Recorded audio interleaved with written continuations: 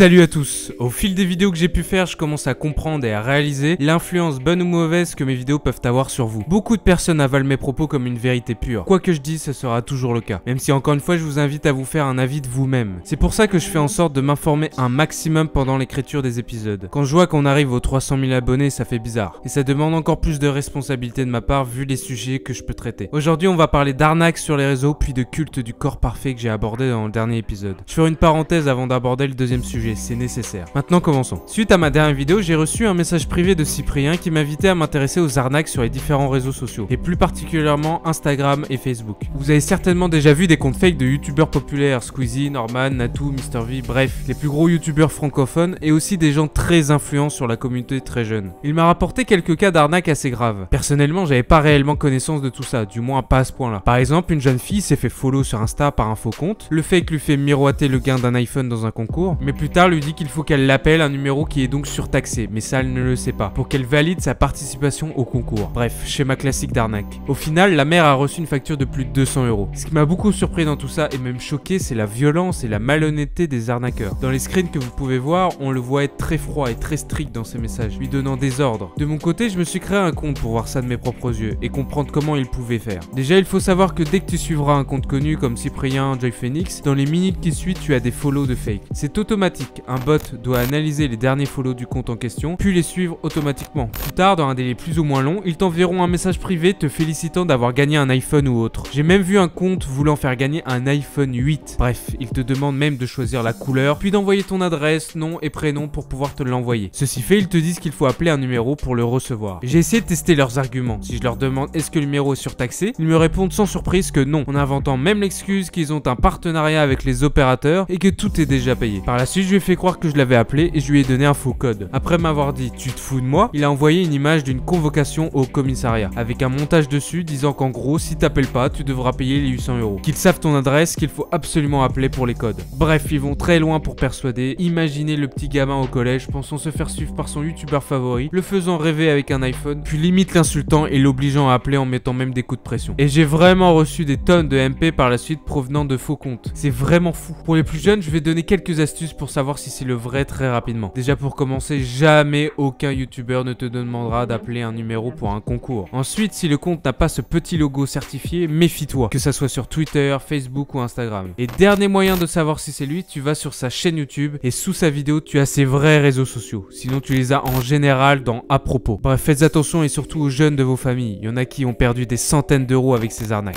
Faites aussi attention aux commentaires douteux sur YouTube avec beaucoup de likes. Ce sont des bots qui likent les commentaires, ils copient le pseudo des youtubeurs pour se faire passer pour eux en disant d'aller voir sur leur chaîne. Au final, c'est le même délire avec des numéros surtaxés pour gagner des cartes cadeaux. Bref, voilà en ce qui concerne les arnaques. N'hésitez pas à les signaler, ça prend quelques secondes. Ils sont de plus en plus réactifs pour les supprimer. Maintenant, on va passer sur un sujet beaucoup plus délicat. Suite à ma dernière vidéo, je me suis penché sur les comptes Insta que j'ai pu trouver et je voyais beaucoup de pseudos se ressemblant. Au final, beaucoup autour de l'anorexie. Avant de vous expliquer tout ça, j'aimerais éclaircir quelques points. L'anorexie mentale est une maladie, ainsi que la boulimie. Ce n'est pas un simple délire, c'est beaucoup plus profond que ça. La plupart mettent des années à se sortir de cette maladie. En lisant certains articles, j'ai remarqué beaucoup de mots très culpabilisants, comme si c'était de leur faute, n'essayant pas de comprendre le problème, juste le dénonçant sans pincette. Sur internet, la plupart sont connus comme des affiliés au pro-ANA, mais toutes les anorexiques ne sont pas pro-ANA, ce sont les plus extrêmes pour faire simple. Sur Insta, plein de comptes ont différents noms de code. ANA pour anorexique, Cat pour cut et donc mutilé, Mia pour boulimie, etc. Pour avoir regardé beaucoup de messages d'anorexiques, mais aussi de pro-ANA, j'ai été surpris à quel point, tout comme les mutilés, ils formaient une communauté très ancrée sur Instagram. Pour commencer, je vous dois de vous expliquer l'origine de l'anorexie. C'est très important pour comprendre ce mal-être. Pour la majorité des personnes, elle concerne quasiment que des femmes, et en majorité des adolescentes de 12-13 ans jusqu'à 18 ans pour 90% d'entre elles. Cela peut s'expliquer dans 6 facteurs. Sociétal, familial, inné, l'hyperactivité physique, l'anxiété et le mental. Pour la cause sociétale, avec la puberté qui change radicalement les jeunes filles, grossissant les hanches, la poitrine, les cuisses, tu passes d'une taille très fine en général à une taille de femme plus charnue entre guillemets. Le corps change et ça peut déstabiliser. Mais aussi à cause de la pression de la société du fait d'être parfaite pour plaire. Des pubs pour régime à la télé essentiellement féminine ou dans les magazines majoritairement orientés pour femmes. Les mannequins dans les pubs, les comptes Insta avec des corps parfaits. Pour la cause familiale en général, ce sont des problèmes de famille comme de la violence, des insultes, des divorces très compliqués qui sont à l'origine de tout ça. Les psychanalystes ont remarqué que la structure familiale posait problème dans la majorité des cas d'anorexie. Pour le cas de l'inné, certains chercheurs ont aussi remarqué marqué une cause génétique. Si quelqu'un de ta famille proche a un trouble du comportement alimentaire, tu as 3 à 4 fois plus de chances d'être aussi touché. Tout comme la dépression qui a des causes héréditaires. Les jeunes filles ayant eu un excès d'activité sportive et très ancrées dans leur vie sont aussi plus amenées à tomber dans l'anorexie. Pour l'anxiété, ce sont des personnes la plupart ayant des troubles et sont amenées à être beaucoup plus anxieux que la moyenne. Et le mental, des personnes très instables mentalement avec très peu de confiance en soi par exemple, avec notamment pour origine de l'harcèlement à l'école. Pour revenir sur ces communautés sur Insta mais aussi sur des forums très rapidement trouvables sur Google, notamment des pro-ana qui coachent des jeunes, où on les voit partager des conseils sur le fait de se faire vomir, de prendre des bains gelés pour stimuler son corps et faire perdre un maximum de calories. Leur but est de maigrir le plus rapidement et violemment possible. Généralement, on dit que c'est une peur envers la prise de poids, mais récemment, les psychanalystes pensent que c'est plutôt le plaisir de perdre du poids, une sorte d'addiction à maigrir, ce qui est différent. Pour ça, ils multiplient tous les moyens. Très peu de nourriture, certains moins de 500 calories par jour, c'est-à-dire environ 5 fois moins que ce qu'elles devraient. Elles rajoutent à ça des crises vomitives et du sport, des prises de laxatifs. Leur but est d'atteindre un poids parfait pour elles, qui pour beaucoup est significatif de danger pour leur vie. J'ai vu certaines voulant atteindre 36 kilos. J'ai une profonde conviction que cette tendance de voir partout des filles parfaites sur Insta, qui est un des réseaux sociaux le plus utilisé par les jeunes, est un élément très important dans le manque de confiance en soi. Comment voulez-vous vous sentir bien dans votre corps en voyant chaque jour plusieurs fois des femmes avec un corps parfait, un paysage qui glorifie encore plus la personne, un filtre qui corrige les imperfections, des retouches sur Photoshop, des photos prises plusieurs fois avant de trouver la bonne. Toi, quand tu vois la photo, tu ne penses pas à tout ça. Beaucoup se disent j'aimerais être comme ça, waouh, elle est magnifique, regarde comment elle est bien foutue, la chance. Ça amène à avoir honte de soi, de son corps. Si en plus tu rajoutes d'autres problèmes comme des moqueries sur son physique, c'est logique de complexer. On te fait croire sur Insta qu'avoir ce genre de corps c'est normal, que tu es dans la minorité. Et ce n'est pas mieux pour ceux qui postent ce genre de photos. Plus elles ont de personnes s'extasiant sur leur physique, plus elles ont de pression pour garder ce corps. Ça devient leur raison de vivre. Si sur leurs nouvelles photos elles font moins de likes, elles se disent qu'elles doivent être moins belles, moins attirantes. L'instagrammeuse Essena O'Neil a en 2015 fermé son compte Insta en ayant marre de tout ça et en expliquant l'envers du décor. Prend une centaine de fois son corps pour avoir le ventre le plus plat possible, du maquillage pour cacher l'imperfection, chercher la robe la plus sexy, bref, le paraître et toujours le paraître. Il ne faut pas non plus voir le mal partout, c'est aussi une source de motivation. On ne compte plus le nombre de personnes obèses qui se sont sorties de tout ça grâce à des comptes de fitness motivants. Mais encore une fois, ça amène à des dérives et de l'excès. Je suis pas en train de dire que suivre des gens bien foutus est mauvais pour la santé mentale, mais l'excès de cette consommation de photos est mauvaise pour celles qui ont un certain complexe ou voire plus grave. Pour revenir aux anorexiques sur Insta, ce qui est assez fou, c'est que j'ai vu beaucoup de jeunes filles faisant tout pour que leurs parents ne le voient pas, mangeant normalement à table pour faire comme si de rien n'était et de se faire vomir par la suite par exemple. Dans cette communauté, elles partagent comme dans un journal intime leur quotidien autour de leur nourriture, comptant chaque calorie, chaque nourriture ingurgitée, pour s'encourager mutuellement. C'est à la fois positif mais aussi très vicieux. Elles se sentent compris et soutenues par des personnes qui ne la jugent pas et qui la comprennent comparée à son cercle social de base. Mais ce n'est pas pour autant qu'elles vont se sortir de cette maladie. Les parents sont trop souvent largués devant ce genre de situation et le réalisent pas assez tôt pour bien traiter cette maladie. Mais le plus important et le plus grave selon moi, c'est les gens qui font culpabiliser les anorexiques au lieu d'essayer de les comprendre. Parce que la guérison commencera à partir du moment où elles comprendront qu'elles sont malades, qu'il faut se soigner, être suivi, en parler à ses proches. Sans ça, elle continuera toujours et la moquerie, l'incompréhension et la culpabilisation fera qu'empirer la situation. Sur Insta, j'ai aussi vu des comptes de personnes montrant leur combat contre l'anorexie, en montrant ce qu'ils pouvaient manger, affichant leur prise de poids. Ce genre de compte est nécessaire et a un effet très positif. Comme je l'ai dit, il n'y a pas que du mal sur Instagram. J'espère qu'avec cette vidéo, vous avez un peu mieux compris. J'ai moi-même beaucoup appris en faisant mes recherches. Dans la description, pour ceux que ça intéresse, j'ai mis plusieurs vidéos et des articles très complets sur les causes et les aides qu'on peut avoir. Pour ceux qui se reconnaissent dans ma vidéo, bon courage, renseignez-vous, il y a énormément de livres de personnes s'étant sorties de cette maladie. Ils en parleront 1000 fois mieux que moi. Bon courage. Sur ce, je vous laisse, ciao tout le monde.